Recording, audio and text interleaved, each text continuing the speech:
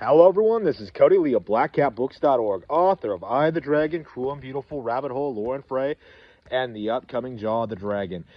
So, with Metroid Prime Remastered coming out, being highly successful, becoming highly critically acclaimed, and highly popular among younger audiences, I would really like to ask the question, is this the moment where Metroid becomes mainstream? Because Dread sold 3 million units, Prime 4 is on the way. Prime 1 is highly successful. Remastered is highly successful. And it feels like more and more that Metroid is no longer a dead or stagnant IP. This is a Nintendo franchise that is suddenly, out of nowhere, getting a lot of support. You know, two of the most popular games coming to the Game Boy Advance Nintendo Switch Online service in the near future are Metroid Fusion and Metroid Zero Mission. The Samus train is showing no signs of slowing down. The boost ball is speeding along at speed booster velocity, you know, like 200 miles per hour, I think the canonical speed is. Like, Metroid has been very, very successful over the past couple of years, and I'm curious whether or not this is going to lead to Prime 4, when it eventually does get revealed, being a way bigger deal than people anticipate it being. Because I think right now people have this mindset that it's going to be a disappointment, that it's going to be underwhelming, that they already delayed it once, and there's all kinds of behind the scenes issues. We really don't know what those behind the scenes issues were. You know, we really don't know what's going on with Prime 4, and going by what we've seen of Prime Remastered and seeing how gorgeous this game looks on the Switch, I am suddenly very eager to see what Prime 4 what Prime 4 is going to look like.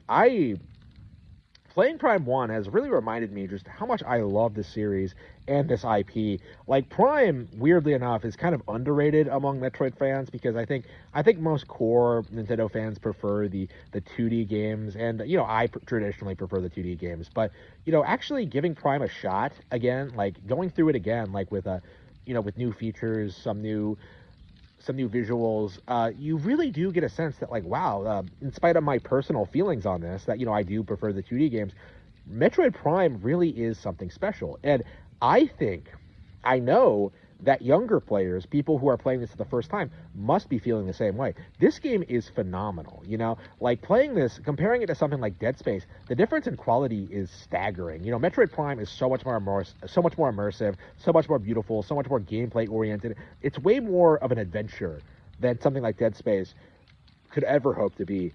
And I think that feeling, that sensation, is really going to appeal to a lot of people who have never played this game before. I do think there are going to be a lot of people who are playing this game who become enthusiastic about it and start going out and discovering new Metroid games. You know, there are several Metroid games available on Switch already. You have Super Metroid, you have Dread, you have the upcoming Prime 4. Like, with all of this, content waiting for this audience, is Metroid just going to explode in popularity out of nowhere? It's actually scarily feasible that Metroid could finally find its audience after 30 years of being downplayed, actually 40 years of being downplayed by the gaming industry and ignored by journalists. It's going to be interesting seeing if Metroid can finally find its footing, because for too long there's been this narrative persisting that Metroid is as a niche series, that it's not all that popular, when that's really not true. You know, these games regularly are million sellers. They do have an audience. They do have a dedicated fan base. You know, I consider Metroid to be one of my favorite properties ever. You know, I'm very enthusiastic about Metroid, but the problem of game journalists understating the quality of these games in order to sell you stuff like Halo, like Dead Space, like Mass Effect, that problem has been very, very prevalent until now. As of right now, I don't think there's really anything that can really compete with Metroid Prime. Metroid Prime Remastered is 20 years old, and yet somehow it's still one of the most appealing, engaging, interesting, fascinating sci-fi environments to play and explore ever. You know, the game is 20 years old, and yet it's somehow better than the stuff that's coming out now. It's better than junk like Anthem, like Mass Effect Andromeda, like Destiny 2. The list really goes on and on. How exactly can you continue downplaying this game? how exactly can you downplay the sequels? You know, Prime 2 and 3 are both awesome. You know, Prime 3 is my favorite in the series. You know, Hunters could get re-released. Like, there could be, you know, legit new Federation Force games, you know, going into Prime 4. We might actually see a little bit more a little bit more spin-off Metroid content. We might actually see something new and interesting from this IP. We may actually see this IP out of nowhere seemingly become popular.